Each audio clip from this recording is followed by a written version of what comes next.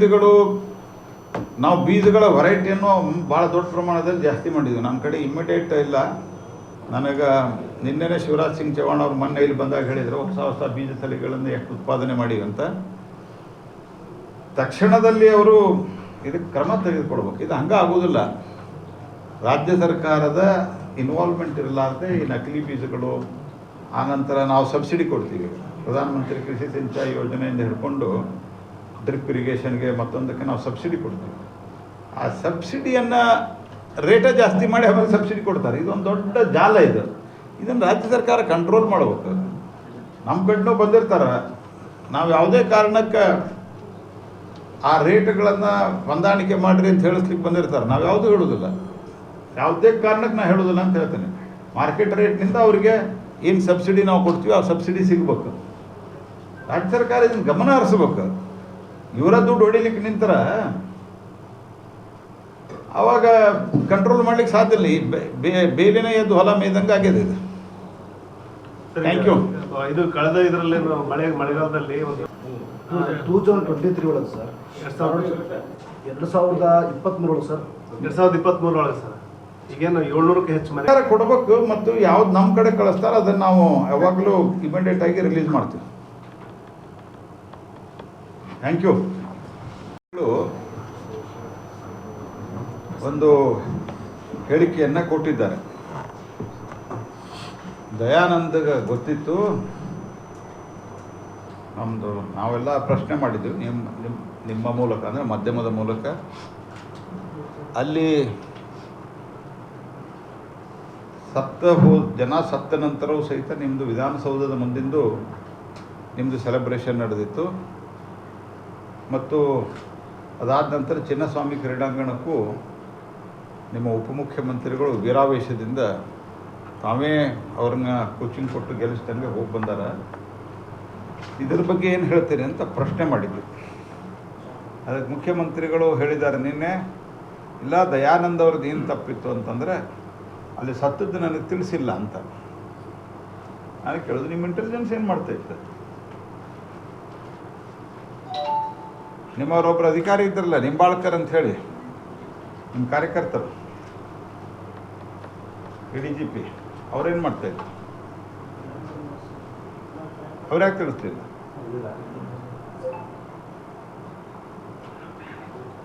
ಅಂದ್ರೆ ತಮಗೆ ಹೆಂಗೆ ಬೇಕಾದಂಗೆ ಮಾತಾಡೋದು. ನಿಮ್ಮೊಬ್ಬರು ಆಫೀಸರ್ ಇಂಟೆಲಿಜೆಂಟ್ ಇದ್ದರೆ ಇಲ್ಲ, ಇಂಟೆಲಿಜೆನ್ಸ್ ಆಫೀಸರು ನಿಮ್ಮೊಬ್ಬ ಅಧಿಕಾರಿ ಇದ್ದರೆ ಇಲ್ಲ, ಅವ್ರ್ಯಾಕೆ ತಿಳಿಸಿಲ್ಲ? ಅವ್ರ ಬಗ್ಗೆ ಏನು ಕ್ರಮ? ಅವ್ರು ಟ್ರಾನ್ಸ್ಫರ್ ಮಾಡೋರು. 2 ಪೋಸ್ಟ್ ಇತ್ತು, 1ರಿಂದ ಬಿಡುಗಡೆ ಮಾಡಿರಿ. ಏನು ದೊಡ್ಡ ಮಹಾ ಮಾಡಿರಿ ನೀವು?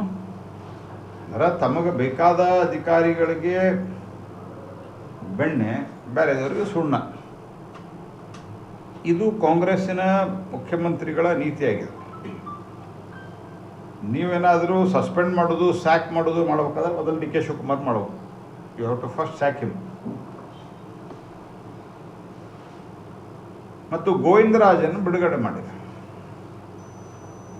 ಬ್ಯಾರೇಜರಾಜ ಸಸ್ಪೆಂಡು, FIR, ಗೋವಿಂದರಾಜಿಗೆ ಬಿಡುಗಡೆ. ಮತ್ತು ಸ್ವಲ್ಪ ದಿವಸ ಬಿಟ್ಟು ಮಾಡ್ತಾರೆ. ನೀವು ನೆನ್ಪಿಟ್ಕೋರಿ, ಇನ್ನೂ ಸ್ವಲ್ಪ ದಿವಸ ಆದಮೇಲೆ ಜನ ಮರೆತರು ಅಂತಂದ್ರೆ ಮಾಡ್ತಾರೆ. ನಿಮ್ಮ ಸೆಲ್ಫಿ ಮತ್ತು ಕ್ರೆಡಿಟ್ ವಾರಿಗೆ 11 ಅಮಾಯಕ ಜೀವಗಳು ಬಲಿಯಾಗಿದೆ. ಹಾಗಾಗಿ ನೀವು ನೈತಿಕ ಹೊಣೆ ಹೊತ್ತು ರಾಜೀನಾಮೆ ಕೊಡಬೇಕು. ಮತ್ತು ಇದೆಲ್ಲ ಅವಾಂತರಕ್ಕೆ ಕಾರಣದಂತ ಶಿವಕುಮಾರ್ ಅವರು ಮನೆಗೆ ಹೋಗ್ಬೇಕು. This is our firm demand. ನೈತಿಕತೆ ಅನ್ನೋದು ಇದ್ದರೆ ಅದನ್ನು ಮಾಡಬೇಕು. ಭಾಳ ಜನ ಗಡಿ ಭಾಗದಲ್ಲಿ ಅವರಿದ್ದಾಗ ಏನು ಭಯೋತ್ಪಾದನಾ ಚಟುವಟಿಕೆ ಅದರದ್ದು 70% ಕಮ್ಮಿ ಆಗಿದೆ. This is on record. I am telling 70% reduce ಆಗಿದೆ.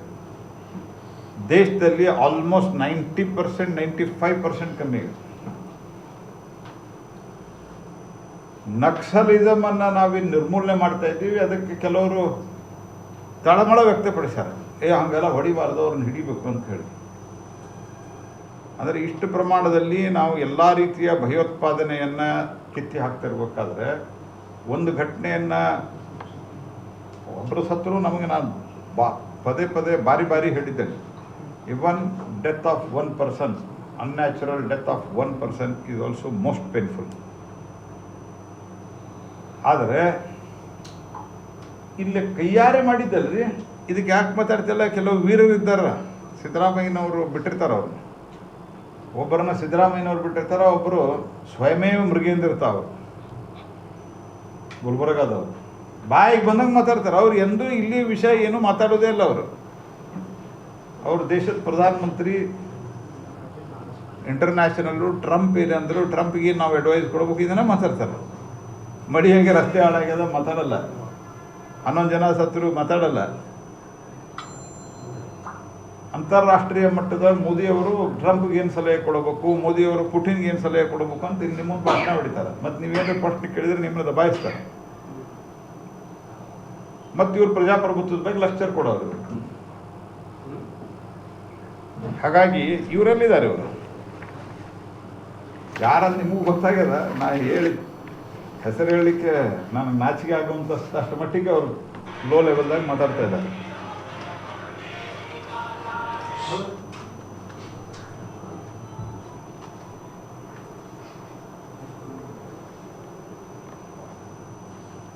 ಮುಖ್ಯಮಂತ್ರಿ ಏನು ಕೊಟ್ಟರೆ ಅಧಿಕಾರಿ ಹೇಳಿದ್ದಕ್ಕೆ ಹೋಗೇನಂತ. ಅವ ಯಾವ ಅಧಿಕಾರಿ ಹೇಳಪ್ಪ ನಿನಗೆ ಇದಕ್ಕೆ ಹೋಗಿ ನಿಮಗೆ ಹೋಗಿ ಏರ್ಪೋರ್ಟ್ಗೆ ಹೋಗಿ ಅವ್ರು ರಿಸೀವ್ ಮಾಡಿಕೊಂಡು ಕಪ್ಪಿಗೆ ಮುತ್ತಿಟ್ಟು ಬಾ ಅಂತ ಯಾರು ಹೇಳಿದ್ರು? ಸ್ವಲ್ಪ ಅಧಿಕಾರಿ ಹೆಸರು ಹೇಳ್ರಲ್ಲ. ನಾವು ಆ ಪುಣ್ಯಾತ್ಮ ಅಧಿಕಾರಿ ನೋಡಿ ಬರ್ತೀವಿ ನಿಮ್ಗಿಂತ ಮೊದಲ. ಅಂದರೆ ಎಷ್ಟು ನಿರ್ಲಜ್ಜತನದಿಂದ ಏನೇನೋ ಮಾತನಾಡ್ತಾರೆ.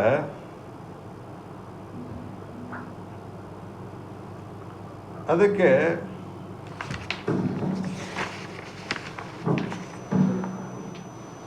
ಬೇಗಾನ ಶಾದಿ ಮೇ ದಿವಾನ ಅಬ್ದುಲ್ಲಾ ಅಂಥೇಳಿ ನಮ್ಮ ಡಿ ಕೆ ಶಿವ ಅಬ್ದುಲ್ಲಾ ದಿವಾನ, ಬೇಗಾನೆ ಶಾದಿ ಮೇ ಅಬ್ದುಲ್ಲಾ ದಿವಾನ ಅಂಥೇಳಿ ಒಂದು ಉರ್ದುದಾಗ ಗಾದಿ ಮಾತದ. ಹಂಗೆ ಅಬ್ದುಲ್ಲಾ ದಿವಾನ ಅಬ್ದುಲ್ಲಾ ಆದ್ರೆ ಇವರು. ಮತ್ತು ಈಗ ಬಾಯಿಗೆ ಬಂದಂಗೆ ಏನೋ ಅವ್ರು ಹೇಳಿದ್ರೆ ಇವ್ರು ಹೇಳಿದ್ರೆ. ನಮ್ದು ಈಗೂ ಆಗ್ರಹ ಅದ, ಸರ್ಕಾರನ ರಾಜೀನಾಮೆ ಕೊಡಬೇಕು. ಇಲ್ಲ ಕನಿಷ್ಠ ಪಕ್ಷ ಉಪಮುಖ್ಯಮಂತ್ರಿ ತಕ್ಷಣ ರಾಜೀನಾಮೆ ಕೊಡಬೇಕು. He has to resign. He has no moral right to continue within 1 minute also. ಆ ಕ್ರಂದನ ಸಮಾಧಿ ಮೇಲೆ ಮಲಿಗೆ ಹೊರಡಾಡ್ತಾ ಇರೋದು ನೋಡಿದರೆ ಕರಡು ಚುರುಕಂತವ್ರಿ. ಬೆಳೆದು ಬಂದ ಮಕ್ಕಳು ಒಬ್ಬೊಬ್ಬರೇ, ಕೆಲವ್ರಿಗೆ ಒಬ್ಬೊಬ್ಬರೇ ಇವತ್ತಿನ ಕಾಲದಲ್ಲಿ ವಿಶೇಷವಾಗಿ ಮಿಡಲ್ ಮತ್ತು ಅಪ್ಪರ್ ಮಿಡಲ್ ಕ್ಲಾಸ್ ಜನ ಒಂದೊಂದೇ ಮಗು ಇರ್ತದೆ. ಅದಕ್ಕೆ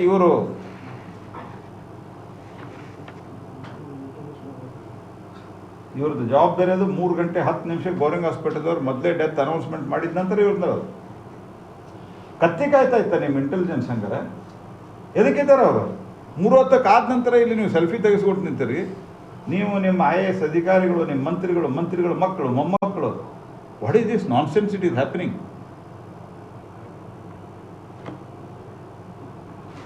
ಕರ್ನಾಟಕ ರಾಜ್ಯದ ಟೀಮ್ ಅಲ್ಲ, ದೇಶದ ಟೀಮ್ ಅಲ್ಲ.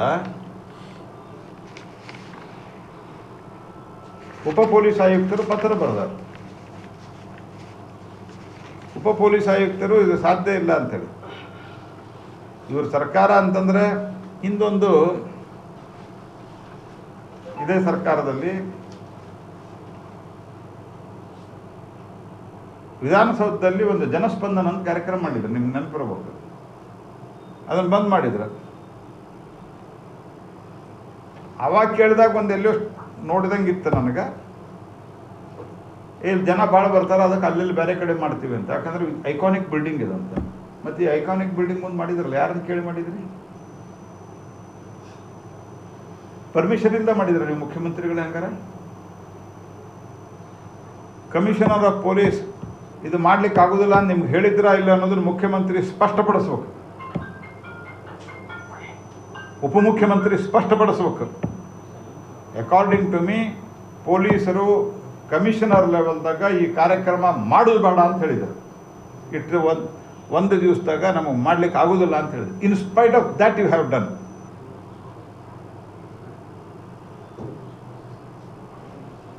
ಯಾವ ಕಾಲಕ್ಕೂ ಇದನ್ನು ಸಹಿಸ್ಲಿಕ್ಕೆ ಸಾಧ್ಯ ಇಲ್ಲ. ಕೊಲೆ ದೇಶದೊಳಗೆ, ರಾಜ್ಯದಲ್ಲಿ ಕೊಲೆ, ಕಮ್ಯುನಲ್ ಹೇಟ್ರೆಡ್ನೆಸ್ ಬೆಳೆಸ್ತಾ ಇದ್ದೀರಿ. ರೈತರ ಸಮಸ್ಯೆ ಕೇಳೋರಿಲ್ಲ. ಅಭಿವೃದ್ಧಿ ಕೆಲಸಗಳು ನಿಂತು ಹೋಗಿವೆ, ಕನಸಿನ ಮಾತಾಗಿದೆ. ಸರಿಯಾದ ರೀತಿಯಲ್ಲಿ ಕೊಟ್ಟ ಗ್ಯಾರಂಟಿಗಳು ಬರ್ತಾ ಇಲ್ಲ. 3-4 ತಿಂಗಳಾದರೂ ದುಡ್ಡು ಬರಲ್ಲ. ನಾವು ತಿಂಗಳ ಹಾಕ್ತೀವಿ ಅಂತ ಕೇಳ್ತಾರೆ, ಹಾಕ್ತೀವಿ ಅಂತ ಹೇಳಿ ಭಾಷಣ ಕೇಳಿ ಕ್ಲಿಪ್ಪಿಂಗ್ ಎಲ್ಲ ವೈರಲ್ ಆಗ್ಯದ. ತಿಂಗಳ 2,000 ರೂಪಾಯಿ ಇಬ್ಬರು ಹೇಳ್ಯಾರ. ಐರಾವಣ ಭೈರಾವಣರು ಆಡಳಿತ ಅನ್ನೋದು ಶೂನ್ಯ ಆಗ್ಯದ ಸರ್ಕಾರ, ಕರ್ನಾಟಕ ಸರ್ಕಾರದ. ಹಾಗಾಗಿ he should go, Mr. Deputy Chief Minister should go